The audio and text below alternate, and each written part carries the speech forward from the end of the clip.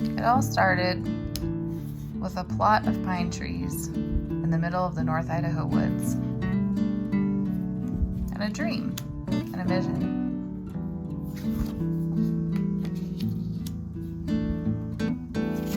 And a man that was brave enough to move from Chicago all the way over here to build a house with nothing but his bare hands and a few tools.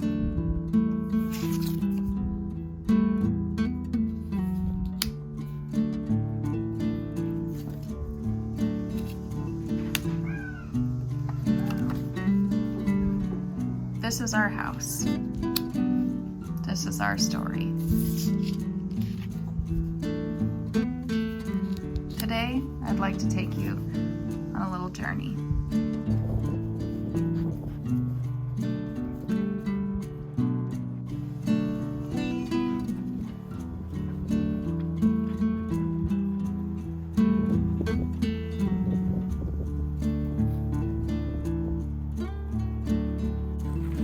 Hey guys, I thought it was high time to share a little story with you guys. If you've been following us on Facebook for any amount of time at all, you probably already have heard part of this story. But I think it's time to share a little more. So grab your cup of tea and go get comfy. So good. Do you believe that matter and time have memory? I definitely do. And that is why, even though it's very windy today and kind of cloudy, I've decided that we're going to talk about this out in the garden, because I can only talk about this subject in a beautiful place in order to keep changing it. You want to know, how did I change one of the worst weeks of my life from being the worst week into not being the worst week? It has not been an easy journey, and before I tell you how, I will tell you why this is one of the worst weeks of my life. This is my birthday week, and I know that people are probably very shocked to hear that this is the worst week of my life, but it is. I grew up in a rough home, and I had a very challenging childhood, and I'll just leave it at that. Let's just say that the worst arguments, the worst days, the worst memories came on August 30th for me. And when you struggle with your birthday, it makes you struggle to know who you are and your value. And if you struggle with your birthday, if you're watching this and you struggle with your birthday, then you're not alone. Just know that. My hair is wildly out of control today. I need to go get it cut, you guys. I do. I just decided to do other things instead, like buy pigs. So anyway, it has taken me all of my 35 years, and I will still continue to push through, learning my value and learning that I have something to offer and learning that I'm worth celebrating. And I don't say that from a prideful place. I say that from a victorious place, because so are you. Every person on this planet was created intentionally, and you have value that no one else can bring during this time, during this era. I grew up and I struggled with who I was. I have always been very different. I am not a night owl. I am most certainly a morning person. In fact, I have stayed up so late this week, you guys. It's not even funny. And I'm so blessed that so many people want to celebrate my birthday with me. And I just said, okay, it'll be fine. And it has been fine, but I cannot do it anymore. I am not a late nighter. I have to get my sleep. I could wake up at 4 o'clock in the morning. I can even wake up at 3 o'clock in the morning. And I woke up at 3 o'clock my time almost every single morning on my trip that I took to the Homesteader Festival. And I was totally fine. However, if I would have stayed up till 11 or 12 o'clock, I would have been a wreck. So, but because I already just couldn't do sleepovers when I was a kid without really suffering, actually my family would suffer because I'd be so cranky. it automatically just cut me out, because I knew I wanted to be a stay-at-home mom, and I knew I didn't need to go to college for that. It automatically cut me out of social stuff. So I didn't grow up partying. I didn't grow up going to college. That wasn't even my plan. I knew what I wanted out of life, and because our childhood was so rough, all I wanted to do was to grow up and have children and love them, and that's it. That was my entire goal until I was 18. And when I was 18, I got to go to a late night kind of secret prayer meeting sort of thing. It was very small. I don't even remember who was there. I don't even remember the guy. I just know that he saw who I really was, and he called me out. He called me out of my shell. He told me that God wanted to do so many things with me, and then I could dream big. Like, dream big and then dream even bigger.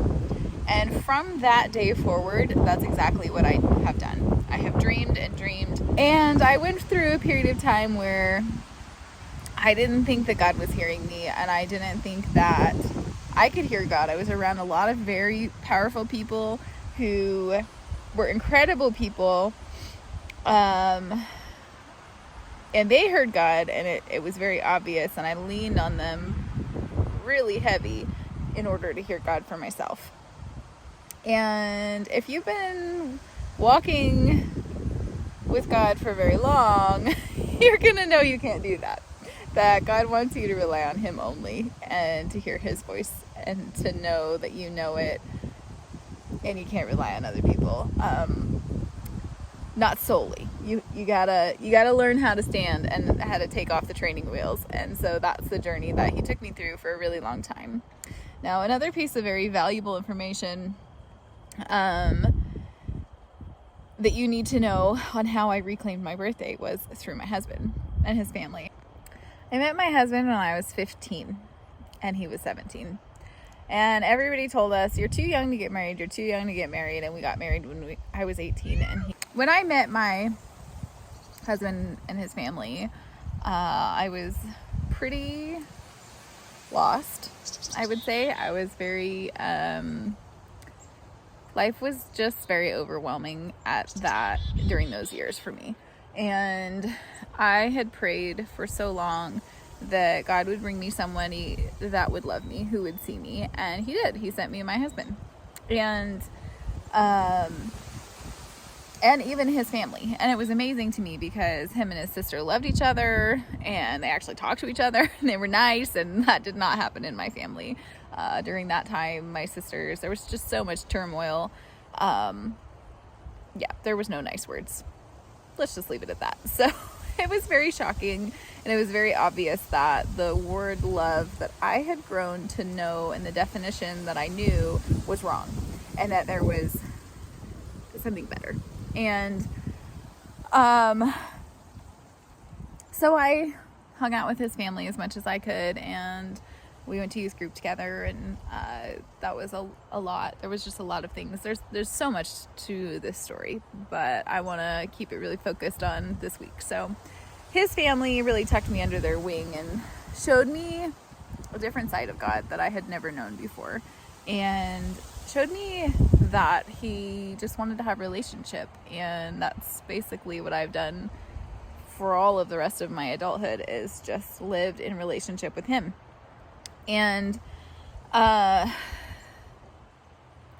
they taught me to live differently, and I have honestly never looked back. It's the best. Being wrecked by God, it's the best thing ever. And if you're not messed up yet, then jump on in. Come on, join me. It's like riding a roller coaster. So because I came out of such a mess, my husband and I, we went through tons and tons of classes and read all the books and communication, and went to conferences and all kinds of stuff. Anything I could get my hands on, I went through tons of healing. just trying to build a better foundation and trying to learn how to communicate nicely. And it was amazing. Like, for the first, well, it was about 9 years. So the 3 years we dated, and then 6 years of our marriage were incredible. We had our first son, and it was just amazing. But the whole time, usually beginning of August, I would start having really bad days, and they would just, like, I would get really emotional with no explanation. I would just not be able to handle life very well. I would get really emotional about my family and the fact that, you know, we don't see each other anymore, and it's choice. It's a choice to not walk through messes together and fix stuff. Some of it's a choice by me because it's not safe. So that's really hard. And so it would crop up. And a few years in, I kind of started realizing what was going on and knowing that it was just that time of year, and it would remind me, my birthday reminded me holidays were coming up, which was also not very good. And, you know, it's just really hard. It was just a really hard time, and I didn't know how to fix it until I got to see a conference with a quantum physicist. And the quantum physicist, he taught that matter has memory and that time has memory. So every single time you go back to a horrible memory, you give it more power. Or every time you speak, your words are creative and they have power. So every time you speak something negative, it has the potential, well, to come true. And every time you say it, every time you repeat it, it gets more and more power behind it. And then when more people say that, it gets even more power. So anyway, so I got to thinking about all my childhood memories, and I would look through my scrapbook of pictures from my childhood and miss my family terribly. And God told me, I want you to put them away for a while. Don't look at them.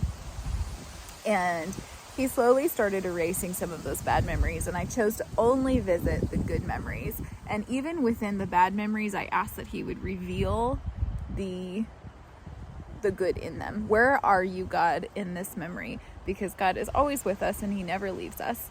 And so he did that for me, and he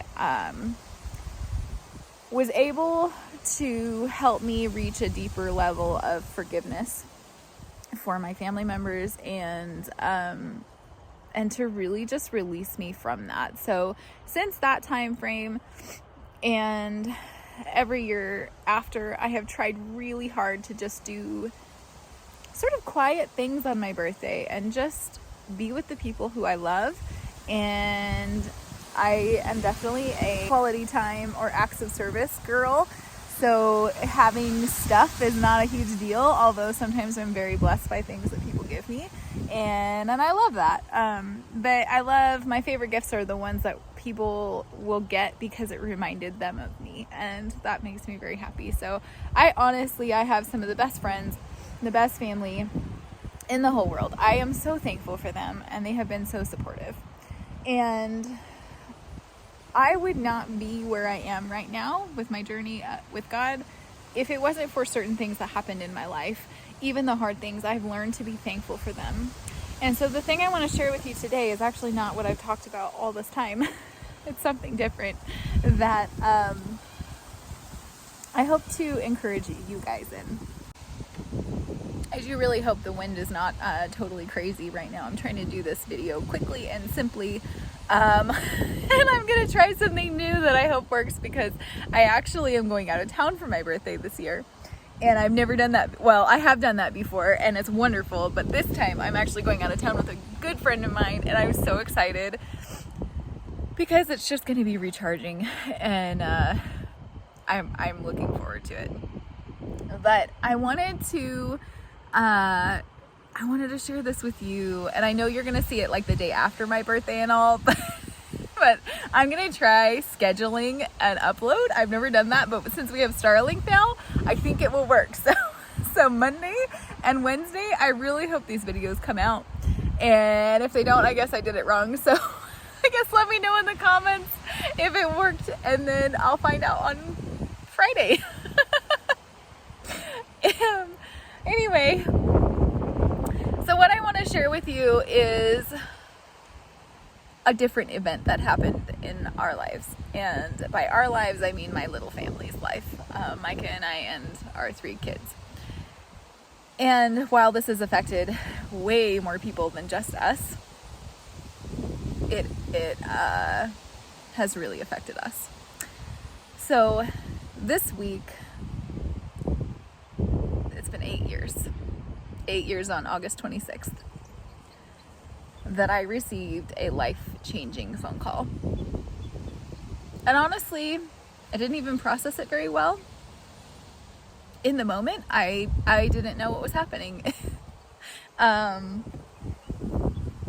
The last week of August is already one of the most difficult weeks for me to get through. Most of August usually is. And I struggle with the weather, I struggle with the heat, I struggle with the grasshoppers eating everything. I really struggle with the nasty wasps that eat everything and bite and sting, and they're just mean. It's not my favorite time. Even though there are so many good things, I do really struggle with those things. Of course, the event that happened would happen in this same week. And when you have something negative, it pulls and draws other negative things. And I know that the thing that happened, I know without a shadow of a doubt that God has used it for our good, because He is so amazing and He can do that.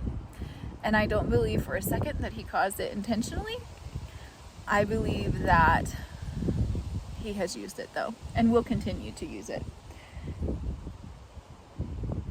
On August 26th, 8 years ago, whatever that was. I don't even know the date. I got a phone call. I was supposed to be going for just a night out by myself, and Eli was very little. He was not even 2. I was pregnant with, about 4 months pregnant with our second, with Ben, and I was fixing fish tacos. Micah was going to stay with with Eli, and he was so excited, and he had just gotten out of a cast that he had been in all summer because he had an elbow injury, and that had been a very long year already for us, and he wanted to go out on a motorcycle ride. His mom's Road King, beautiful, pretty much brand new bike. He wanted to take it out before I left. And because I did not have boundaries, and for a really long time I blamed myself for this, I said, sure, go ahead. Just be back so that I can leave. And he always was. He was always back. So I wasn't worried about it. It was going to be fine. But instead of him coming back, we started making dinner. My mother-in-law and I, were staying where we live now. We were staying in a trailer because the people who owned the house that we had been renting wanted to sell it, and we didn't want to buy it. We knew it would be too small, and we knew it wasn't the right place. So we ended up leaving, and knowing we didn't want to leave the area that we were in, we decided to stay in a trailer. So, and wait till something came up. So, while we were waiting, it was getting later and later, which was very unlike him. And pretty soon my phone rang. It said, Mrs. Monroe, your husband's been involved in a motorcycle accident, and you're going to have to go to the emergency room. And I was in shock. I said, well, is he okay? Like, do I need to go pick him up? Or, like, can he drive himself home?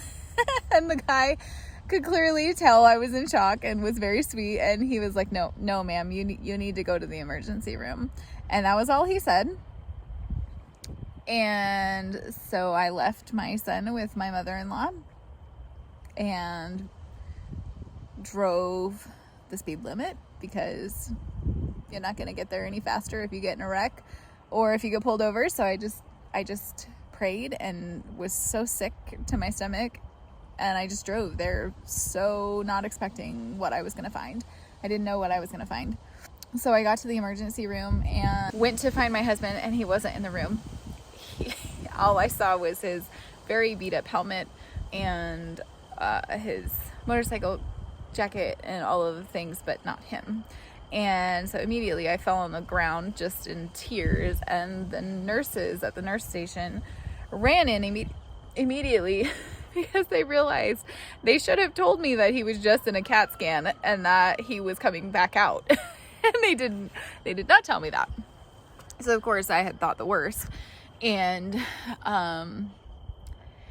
this was so, like, I had a good relationship with God, but it was so early. It was so fresh and so new, and I was so emotional because I was pregnant and we had just been through so much stuff that year. So I just, during that season, just assumed the worst. And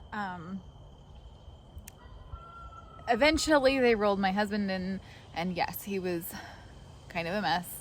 He had, fortunately, like, not too many physical beat ups. Like, he was wearing his leather coat, so he had a little bit of road rash on his shoulder and all of that.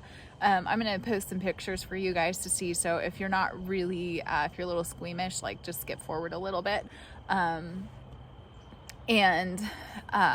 There's just a couple of them. To be honest, we don't even have any of the accident pictures anymore. We did get them, but they're gone. We lost them, and I have yet to look at them. It's something I just choose not to do.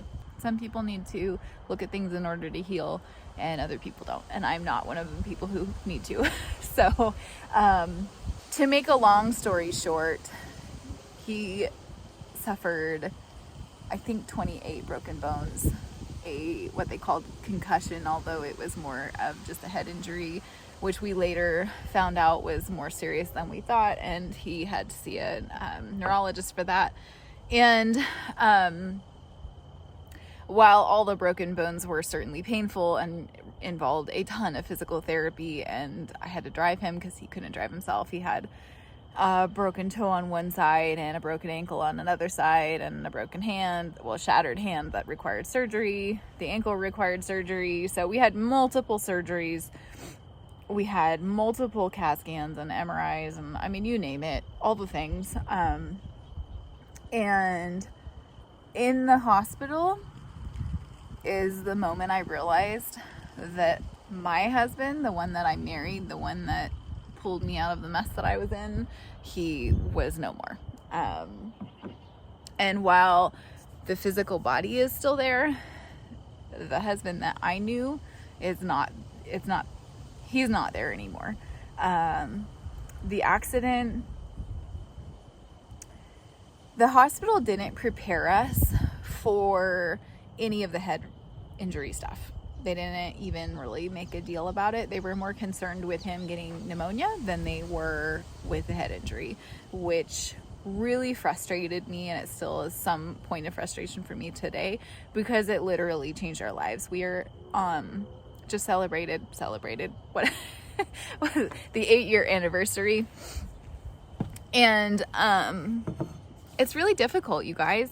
If you guys have suffered some sort of car accident or motorcycle accident, or something that changed your marriage in a very significant way, if you want to leave a comment, I would love to pray for you. It really helps me to get through some hard days when I have something else to focus on besides my own mess.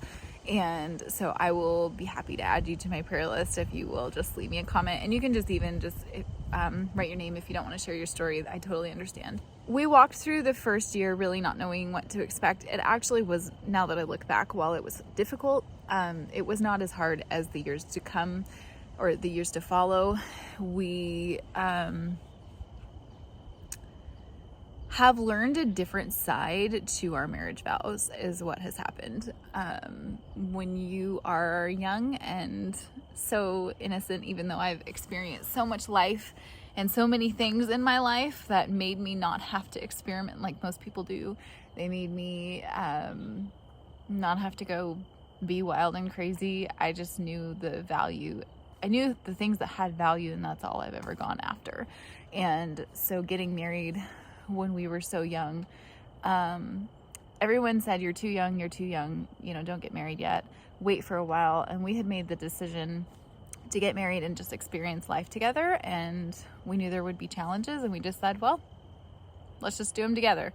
And I wouldn't change that. But what I would change, instead of everyone telling us you're too young to get married, I wish they would have said, when you keep growing, life brings experience, and you lack experience. And you're going to need some tools, and here are those tools. That's what I wish people would have said. Because, I mean, we were 6 years into our marriage at this point, and we had a great marriage. Communication was our strong suit. And that was not because it came easy. It's because we worked really hard and built a strong foundation. That's why. And to be honest, that's why we're still married, is because instead of just reacting, instead of just being angry, instead of just running away and being scared and saying, well, you know, you're not the guy I married anymore, I've stuck by his side instead. And I said, even though there are so many hard days, and you guys, there's been so many hard years, I'm not like, this is the first time I'm really sharing this publicly. And I know that my husband's fine with this. I have never felt okay with sharing these things because I want to honor my husband. And it's really hard to share. It's really hard to share. It's hard to be vulnerable, and I don't want to say the wrong thing, and I don't want to hurt anyone. Sorry about that, guys. I can't not share with you guys anymore. I can't keep quiet. And the reason I can't keep quiet is because I can't help anybody with where you might be if I don't share and be vulnerable. So that's why I'm sharing. And I'm really thankful that we have lived out here where we do in the woods, because to be honest, I've just wanted to hide for a long time. Ever since I was a kid and I went through really hard things, I said, you know what, there's no point in going through the really hard things if I can't share my journey and share my experience and help somebody else. So I hope that by me sharing this with you today, that it helps you too. And I hope that it helps you to be able to share your own experience. God has done something very remarkable in my own life, where when I'm experiencing something very difficult, He allows me to not be sheltered from it, but to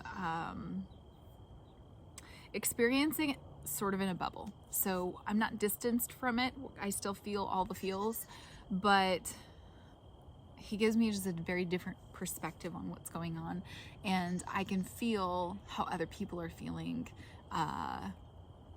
I learned a few years ago that I am what's called a highly sensitive person, or some people know it as being an empath. I don't really like that word, though. It doesn't flow very well off of my tongue, so I usually just say highly sensitive. And it's been really eye-opening to know that about myself, and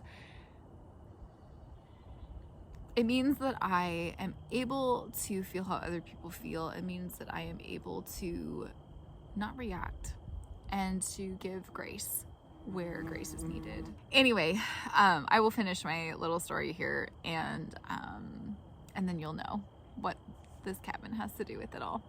There were so many times where Micah just had to leave. Like he couldn't be here. He couldn't manage. He couldn't deal with the noise from the kids. He couldn't express himself. He really just had a lot of pain, and even after 2 years, how do you know? We didn't know anyone who'd gone through a motorcycle accident or anything like what we had been through. I had talked with a few other wives, and all of their marriages ended in divorce, and so there wasn't a whole lot to be able to glean. There was no real hope given. It was mostly just, shoot, we're in a really hard spot. And so I didn't want to give up. And when I said my marriage vows, I meant my marriage vows, for better or for worse. I didn't know that there was a such thing that could happen with a head injury, that it hits the personality portion of your brain and it literally causes you to become a new person. I didn't know that that was a thing. I didn't know that that could happen to somebody. So I know now. And walking through this journey has been the most painful, excruciating experience I've ever been through in my life. And I've been through some pretty awful things. I have been lonely. I have been scared. I have been hurt. I have been lost. I've been judged. I've been full of shame. I have wanted to run away. I've wanted to leave. I've wanted to protect my kids. I have wanted to literally dig a hole in the side of a mountain and just crawl in a cave for the rest of my life. I have had so many feelings and so many emotions, and I didn't know how to share those with anybody. Certain people, when God calls or prompts, I have shared this a little bit with them. There are certain friends who've walked through this entire journey with us, and I'm so thankful for you guys. We have several really close friends, and they know all of what I'm sharing with you. They have watched it happen. They have been here. They have delivered food because we didn't have any. One of the reasons we have a big garden is so that we have good food to feed our children. And we have been on food stamps. And if you've ever been on food stamps before, it's a really difficult thing to do. And people judge you. People judge you really hard.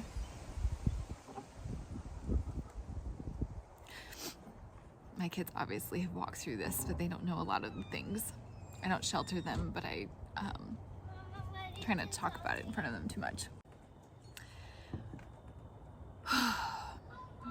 We've been through a lot of times where Micah wasn't able to work, and I contemplated going to work, and it got pretty bad a few years ago, and God said, Esther, you have two choices.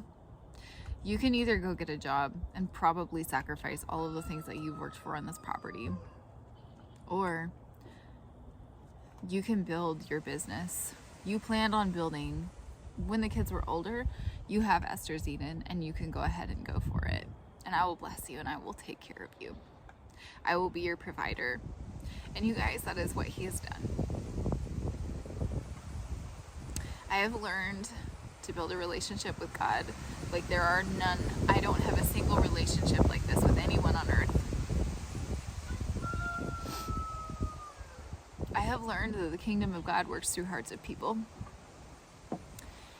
And when he moves on people, he moves in their hearts and they want to give. And if I can't receive, which is something I've really struggled with, is being able to receive, then God can't bless me and he can't work in my life. And so I've had to go through that journey as well. But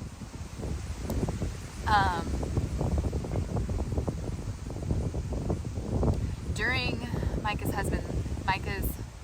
hospital stay, God prompted me to go stay with some friends of ours that lived in town, because we lived out here at this property. And I couldn't believe who he was telling me to go see, because he's like, you need to go rest. You have to go rest, because I had stayed at the hospital. Micah was there for 5 days, and I didn't really sleep the entire time. And so I think it was day 3 or something that God said, you have to go rest. And I want you to go to this friend's house. And I couldn't believe it. I was like, why? I love these friends. They're dear friends in my heart, but they have a loud family. And there's always so much going on, and their house is like such a community house that people just drop by, and it's amazing, and but not so amazing for a introverted, highly sensitive person who needed rest and quiet and peace.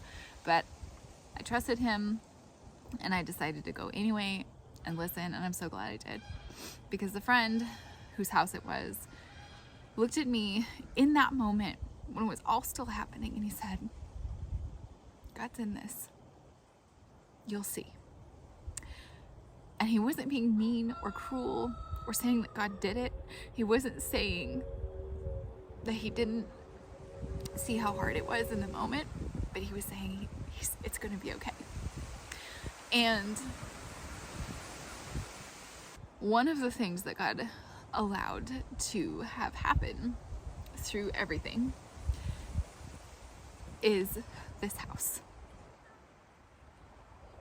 A while after the accident, we were approached by our in-laws, my in-laws, by our parents, and they needed a change in their life. They needed to be able to move to town, and we were looking and trying to decide. We wanted to buy a house, and obviously with the motorcycle accident, it was not my husband's fault. A young guy who had a family who was following in the car behind him, he didn't look twice.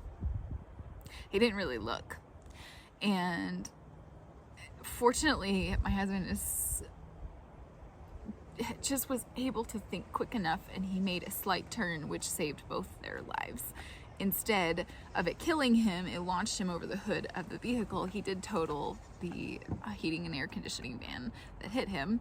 It was pretty crazy, but while I wouldn't say he was able to walk away, at least they carried him away. Actually, it took like seven first responders to get him into the ambulance. He's 6'7". It takes, a lot. So anyway, our pigs are here, so I'm gonna have to cut this short. I see them coming. Anyway, it saved their lives, and we learned some really valuable lessons through this whole thing. And because it was not Micah's fault, there was, of course, insurance involved in a settlement that happened and all of that. There's so many details with that, it's crazy. But it allowed us to be able to purchase this home, which has been amazing because we already had made the decision to be debt-free way years before all of this accident. And this was going to be the final straw. And so it's allowed us to be okay. And during the seasons when there has been no work, or Micah couldn't work or do things like that because of physical things or whatever was going on with him, it's allowed the kids and I to have a place to just be and be okay. And it's been really tough, you guys. It's been really tough. And it's not about the house.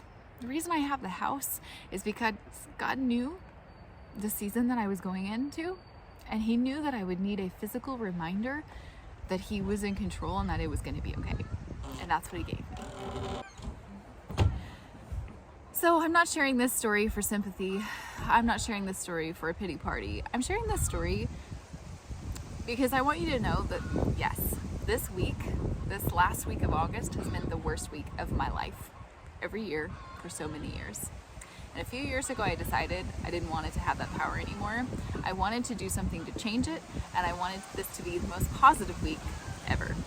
So I'm really thankful through a lot of just focused effort and a lot of God's grace, I have been able to kind of take this week back, and it's no longer focused around Micah's accident. I no longer say, oh, this is the week of his accident. In fact, this year, I didn't even remember that the anniversary of the accident was happening. I knew it was somewhere around here. I just chose not to focus on it. And I didn't even know until he reminded me the night of.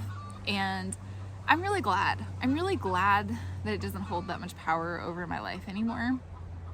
I'm really glad we can move forward.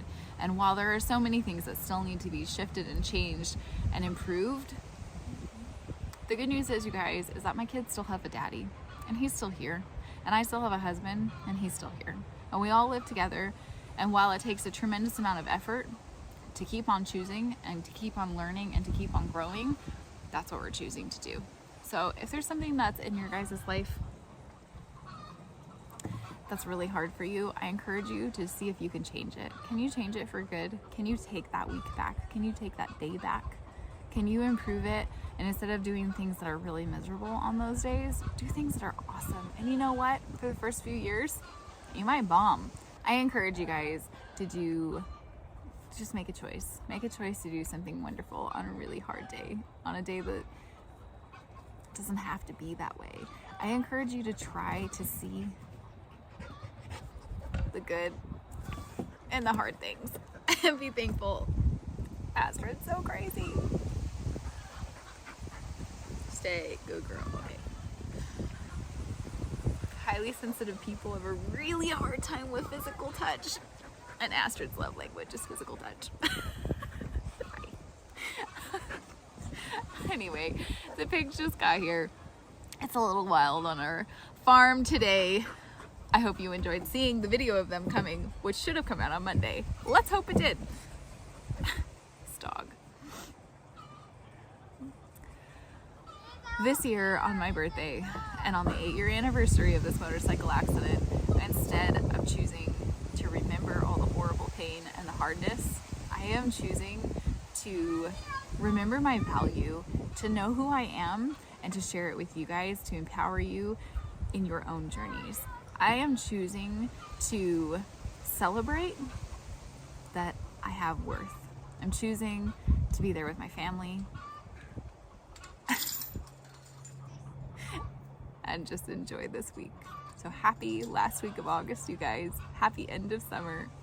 I will see you in a video again real soon. You are the only one. I have an ant crawling on me. Nope, it's a bee. Ugh. We're relocating. That's better. No more bees. 18 and he was. Some days, you guys. Away, bee. Ah, these bees. It's some. Yay! Okay, I'll be right there. Okay. They're little. They have tags on them. Okay, I'll be right back. Okay. I'll be right there. Okay. Okay. Okay. Thank you.